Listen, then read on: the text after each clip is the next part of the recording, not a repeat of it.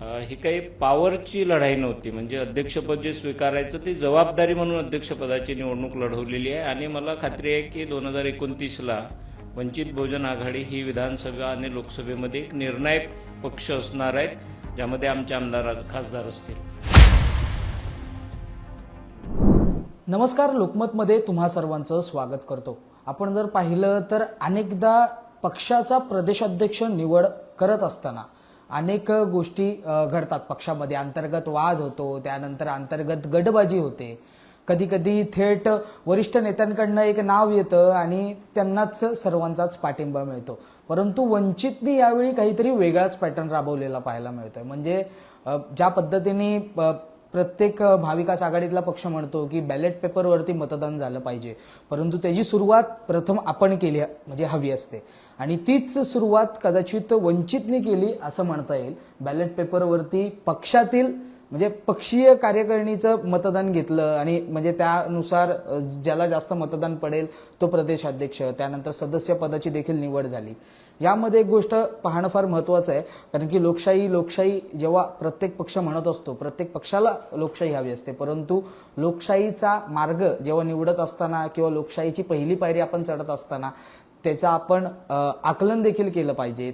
त्याची सुरुवात आपण सर्वप्रथम आपल्यापासून म्हणजे जे ती झाली पाहिजे. परंतु तीच सुरुवात काहीशी वंचितने केलेली आहे. आपल्यासोबत वंचितचे नवे प्रदेशाध्यक्ष, नवनिर्वाचित प्रदेशाध्यक्ष राजेंद्र पातोडे सर आहेत. सर, तुमची निवड झाली. सर्वप्रथम प्रदेशाध्यक्ष म्हणजे पदावरती तुम्ही विराजमान झालात, त्यासाठी तुमचे खूप खूप अभिनंदन. आत्ता नेमकं काय वंचितचं पुढचं गणित असणार आहे? आणि सर्वप्रथम मी तुमच्या निवडणुकीकडे, ही निवडणूक का अशी म्हणजे बॅलेट पेपर काय गरज काय होती? बाळासाहेबांनी, प्रकाश आंबेडकरांनी, सुजाता आंबेडकरांनी एक नाव सुचवलं असतं, त्यालाच बाबा प्रदेशाध्यक्ष निवडून दिले असती, निवड करून दिली असती, काय झालं असतं? म्हणजे जी गरज होती पक्षामध्ये होती.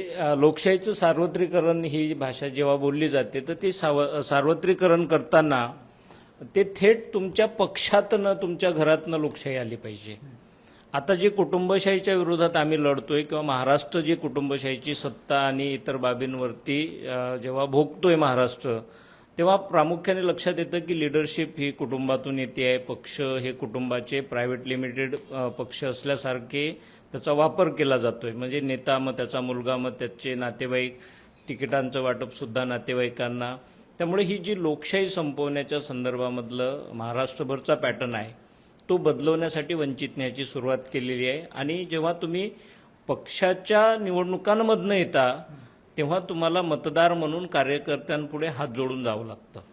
तुमचा अजेंडा सांगावा लागतो. तुम्ही का निवडून येणार आहेत, तुम्ही निवडून आल्यांवरती काय बदल होणार आहेत, हे जेव्हा तुम्ही कार्यकर्त्यांशी शेअर करता तेव्हा एका पत्राच्या आधारे आलेला अध्यक्ष आणि लोकशाही प्रक्रियेतून आलेला अध्यक्ष यामध्ये फार फरक असतो. कारण तुम्ही त्या लोकांशी जेव्हा जाऊन बोलत असता तेव्हा त्यांना तुम्हाला रोडमॅप सांगावं लागतो की तुम्ही अध्यक्ष म्हणून नेमकं काय करणार आहेत.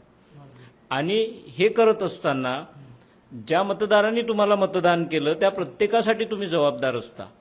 पत्राच्या अध्यक्षाला त्या सगळ्या जबाबदाऱ्या पेलण्याची गरज नसते. तो थेट आलेला असतो आणि त्यामुळे तो राजाच्या पद्धतीने पक्ष चालवतो, तो हुकुमशाह पद्धतीने पक्ष चालवतो. कारण त्याला कुणालाही उत्तर देण्याची गरज नसते. त्याला फक्त पक्षश्रेष्ठींशीच संबंध ठेवायचे असतात आणि खाली मग कार्यकर्त्यांशी नाही. आणि म्हणून कार्यकर्त्यांमधनं लोकशाही ही जी आहे ती पक्षांतर्गत आली पाहिजे म्हणून वंचितने हा प्रयोग केला आहे आणि तो यशस्वी केला आहे. म्हणजे लोकांना आठवत असेल तर 80च्या दशकामध्ये कुठेतरी बॅलेट होते, आता ते नाही आहेत.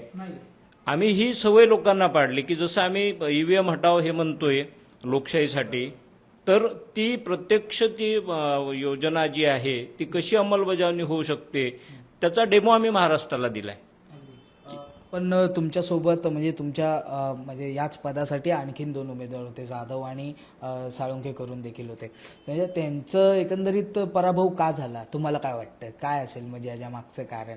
कारण की किती काय झालं सहकारीच आहात तुम्ही, कुठेतरी तुमच्या प्रत्येकाची विचारधारा, प्रत्येकाचं एक एलिबिलिटी वेगळी असते. तुमची एलिबिलिटी वेगळी असेल, त्यांची एलिबिलिटी.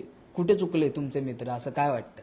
नाही, चुकले असं नाही आहे, तर पक्षांतर्गत प्रिफरन्स वोट होता आणि लोकांनी सगळ्यात चांगला चॉईस जो आहे तो निवडलाय. मग चॉईस निवडताना लोकांपुढे ऑप्शन काय होते, तर पक्ष संघटनेमध्ये तुम्ही किती वर्ष काम करताय हे एक लोकांपुढे होतं. दुसरं असं होतं की तुमचं विजन काय आहे. म्हणजे वंचित बहुजन आघाडीला सत्ताधारी करायचं असेल तर अध्यक्ष म्हणून तुम्ही कसं करणार आहेत हे पटवून द्यावं लागलं कार्यकर्त्यांना. कारण आमचे सगळे कार्यकर्ते जे आहेत ते फार विचारधारेशी कमिटेड असलेले कार्यकर्ते आहेत.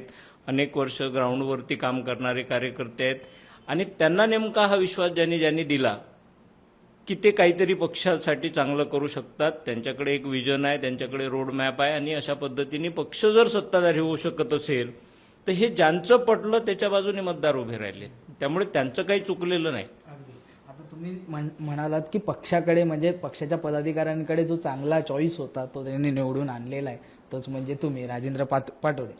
मला हे विचारायचं आहे, आता नेमकं पक्षाची परिस्थिती पाहता पक्षाने ज्या पद्धतीने मजल मारली होती पुढे, म्हणजे फिनिक्स पक्षाची भरारी जी म्हणतो तशा पद्धतीने कुठेतरी ती दृश्य दिसत होते आणि ड्रास्टिक चेंज हा पक्षामध्ये आलेला आहे. सध्याची परिस्थिती पाहता स्थानिक स्वराज्य म्हणजे स्थानिक स्वराज्य संस्थेमध्ये अनेक तुमचे उमेदवार आहेत किंवा तुम्ही निवडून आणलेले त्या ठिकाणी पदाधिकारी आहेत. परंतु विषय येतो राज्याचा, विधानसभेचा, विधान परिषदेचा, त्यानंतर केंद्रात गेलो तर खासदारकी आणि म्हणजे राज्यसभा असेल, लोकसभा असेल.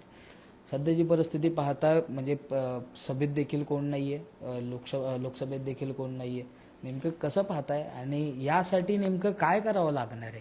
आणि फार म्हणजे तुम्हाला खूप मेहनत घ्यावी लागेल यामधून दिसून येत आहे. त्यामुळे तुमचा नेमका प्लॅन काय असणार आहे आता?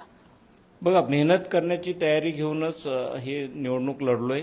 ही काही पॉवरची लढाई नव्हती. म्हणजे अध्यक्षपद जे स्वीकारायचं ते जबाबदारी म्हणून अध्यक्षपदाची निवडणूक लढवलेली आहे आणि मला खात्री आहे की 2029ला वंचित बहुजन आघाडी ही विधानसभा आणि लोकसभेमध्ये एक निर्णायक पक्ष असणार आहेत, ज्यामध्ये आमचे आमदार खासदार असतील.